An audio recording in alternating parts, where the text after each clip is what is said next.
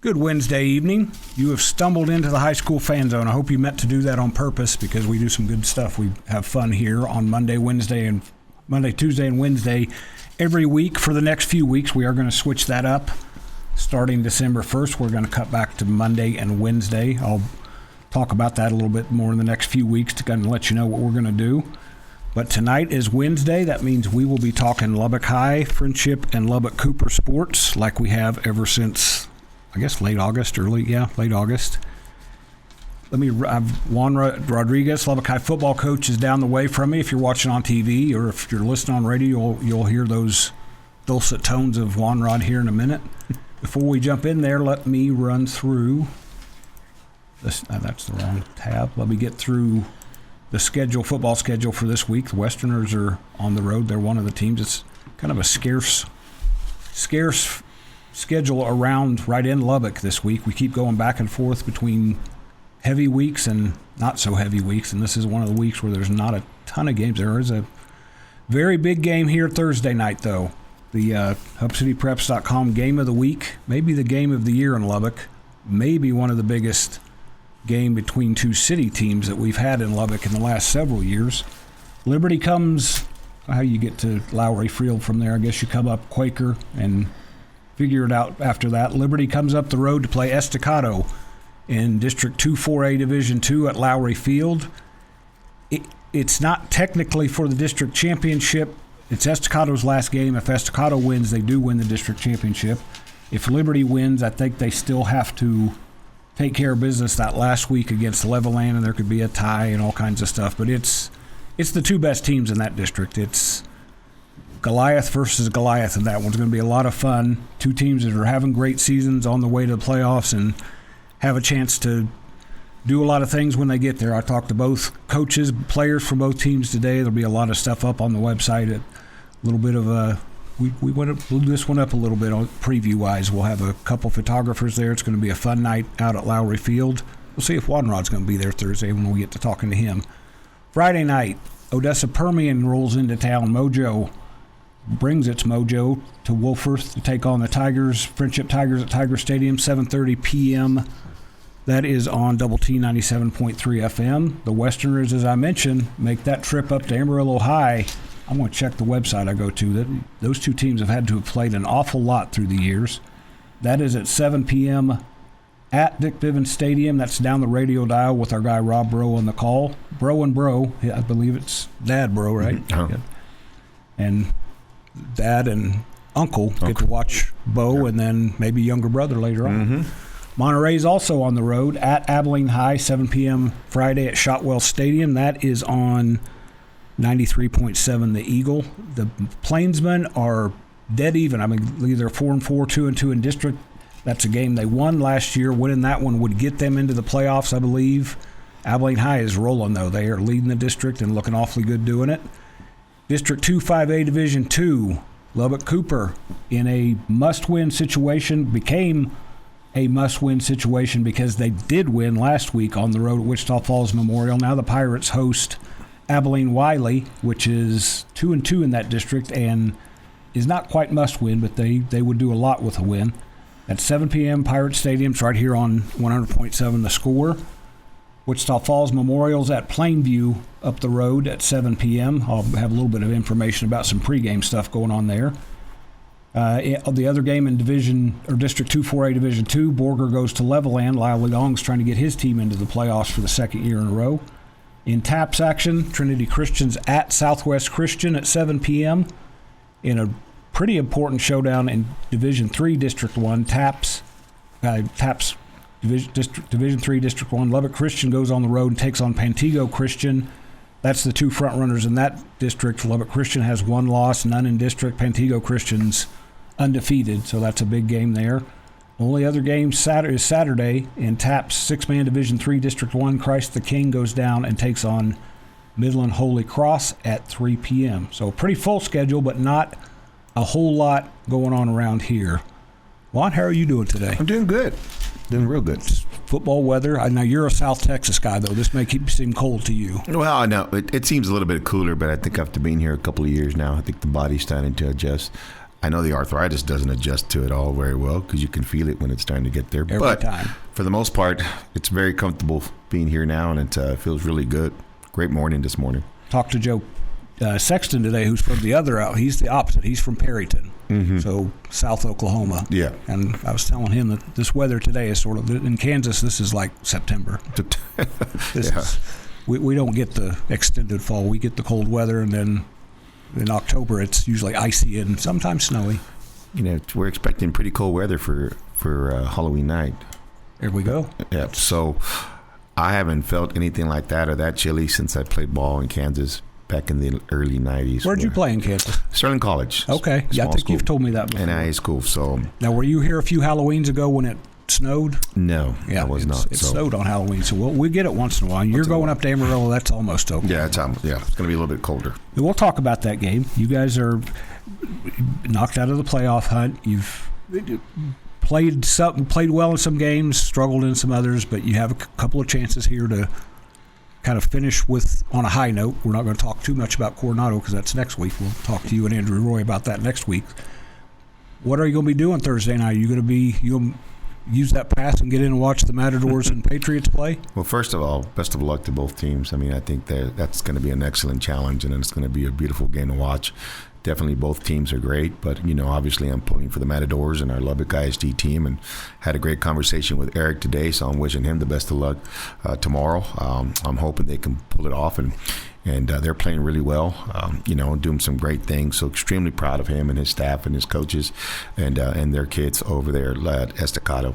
So, yes, I will definitely be up there rooting them Matadors on tomorrow night. I had a good long talk with Eric today and a couple of his guys, too. And Eric, he's trying to throw the coach speak at him, and I finally looked at him and said, "You're pretty excited, aren't you?" And he smiled. He said, "Yeah, I'm excited."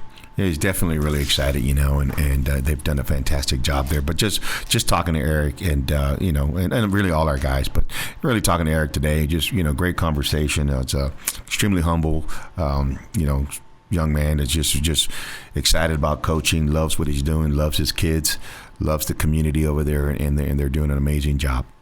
And it's been really cool to watch. He's got a pretty young coaching staff. They've grown into the job a little bit more this year. They got the job really late that summer before, but hearing Cedric Ross say how different it's been to play for them this year, you can tell that those guys have made an impact. So absolutely. Coming up on a break, we'll come back and talk more Westerner football and other stuff after this break on 100.7 The Score.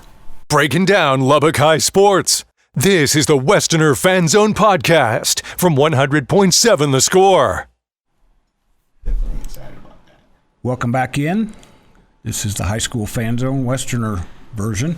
Before we jump back in, I did want to touch on a couple things here. I mentioned one of these young men that Juan knows well a minute ago. This year we've started the High School Fan Zone Girls and Boys Player of the Week. I announced the girls player. I've got to find her here a little bit.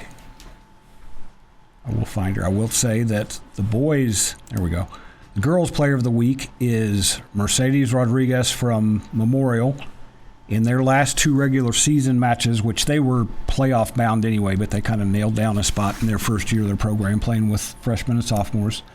She came up huge in those two matches with 30 assists, 7 digs, and 6 aces. Helped Memorial build a little bit ahead of steam. They play tomorrow. I'll go through the volleyball playoff schedule here tonight at some point. But they play tomorrow against Graham, I believe at 6 p.m. at Sweetwater High School. So first ever, I guess you could say the first ever team playoff event for Memorial. Their team tennis team did do some things in the playoffs. Their cross-country team did some things. But Mike Meeks told me, I think last year at this time, that team tennis or tennis is not regarded as a team sport because it's individuals put together. He explained it the way only Mike can. Made sense to me. So. Understood. And the boys player of the week is Friendship running back Braden Dunkerson, who last week against Odessa High ran for 194 yards and 5 touchdowns, which tied a Friendship single game record. They throw the ball a lot, so that makes a little bit of sense. But the record was last matched by Chad Ferris, a quarterback, not too long ago. But breakout game for Braden. He's kind of been more of a blocker, and in that offense hasn't run the ball as much as he did for Coach Rodriguez and Lubbock High, but he's kind of found a niche in that offense, and last week that niche kind of blew up against Odessa High, helped the Tigers bounce back from their first district loss, 47-6. He was the only guy that got into the end zone for Friendship, I believe. Let me take that back. There was one other touchdown. I can't think of who it was, but he had 5 of them. So big night for Braden. I believe he's coming on the show with offensive coordinator Chris Finelli here in a little bit. You have a pretty good running back who stepped into Braden's spot, though, a young guy named Bo Davis, who's, did I see right, he's about 9 yards away from a nice little milestone for a sophomore, 1,000 yards. Absolutely. And it's when you get into a situation, you face the defenses that we face in this district, and to have that opportunity to be a 1,000-yard rusher, it's definitely a testament to his work and our offensive scheme. We have struggled the last couple of weeks in running the ball and sending some consistency in doing our ground game, but he still manages to do the things that he does, and getting ready to hopefully get those 1,000 yards and build on that going on to next year. And, he's also getting ready for his wrestling season, which is coming up pretty quick here. And, he comes from a long line of success, in wrestling. His older brother was a state champion, so definitely looking for that and excited to see him, perform on the mats. So, and it's just, it's one of those things that I think that's all been really critical in his development throughout the few years is doing dual sports, and being a wrestler has definitely made him the kind of young man he is on the football field for us. Because we come from an era where football coaches wanted you to wrestle and run track because they wanted to get some of that toughness and then get a little bit of that athleticism to come to the surface. Guys find different ways to do that in both areas now, but it's kind of cool. He is definitely a throwback because when you watch him on the football field, the way he runs the ball, he's not necessarily dodging and weaving. He's looking for some contact. No, he's definitely looking for some contact, and wants to put his head down and bury it into people. And so we're definitely, excited for him in the future of our run game.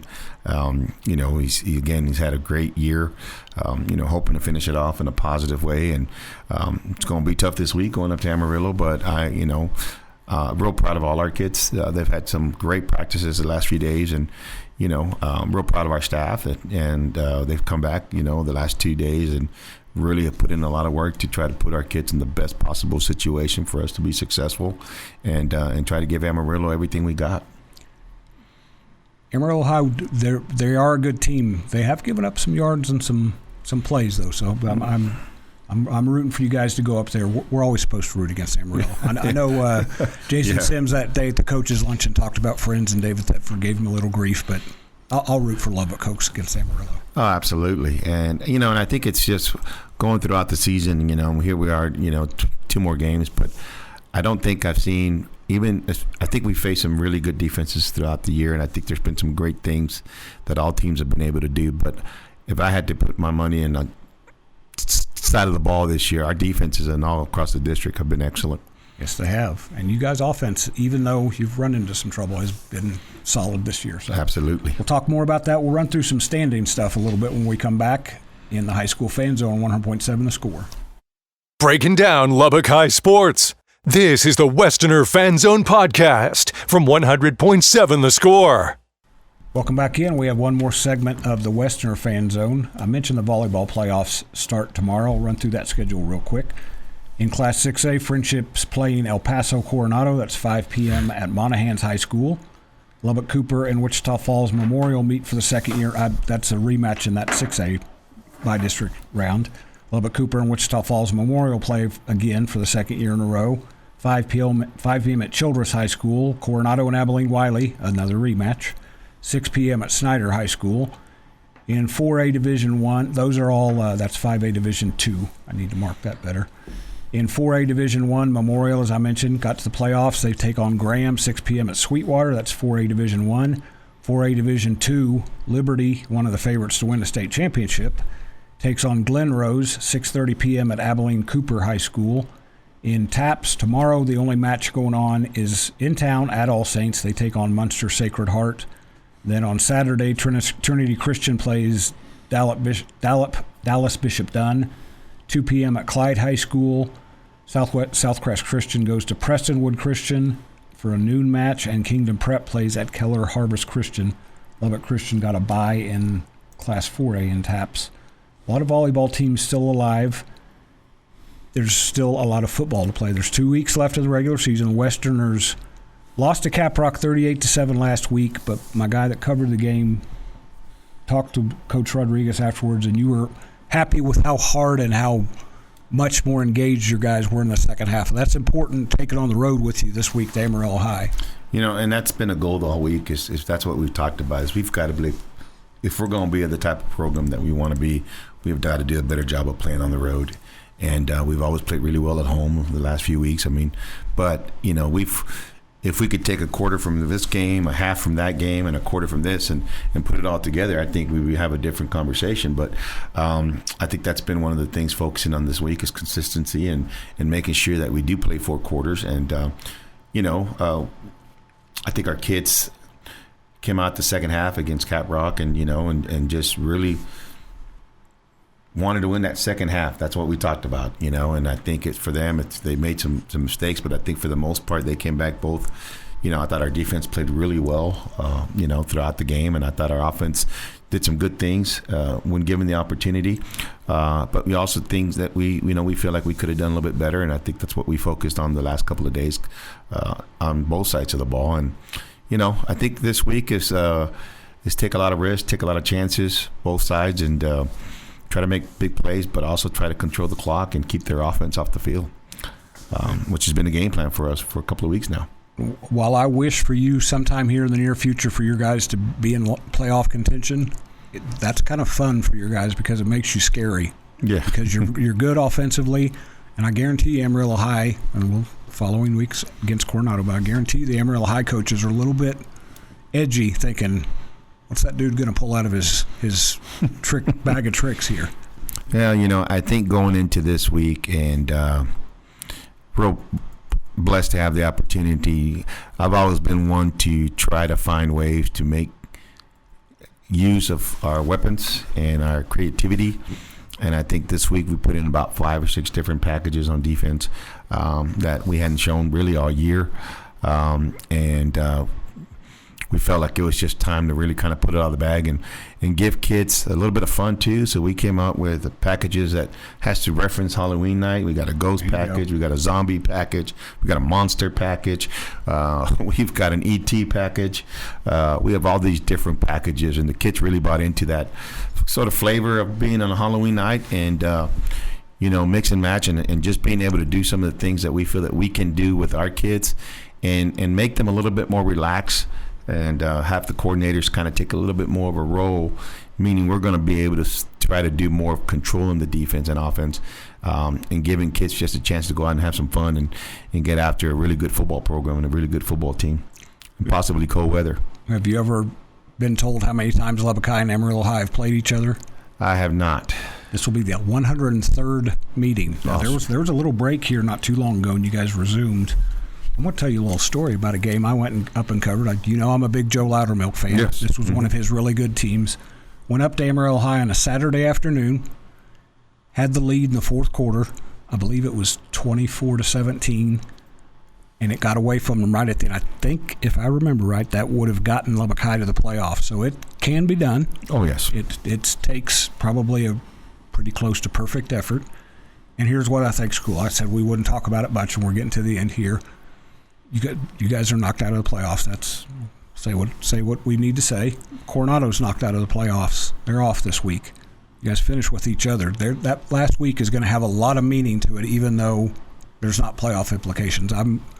I wish you well this week, but I'm looking forward to that last game as well to see. Absolutely. I think there's a lot of pride involved. Absolutely. Both teams definitely have a lot of pride. Absolutely. Lubbock High at Amarillo High, 7 p.m. Friday, down the radio dial with Rob Rowe. Come back after the break. We'll talk friendship and football in the Tiger Fan Zone on 100.7 The Score.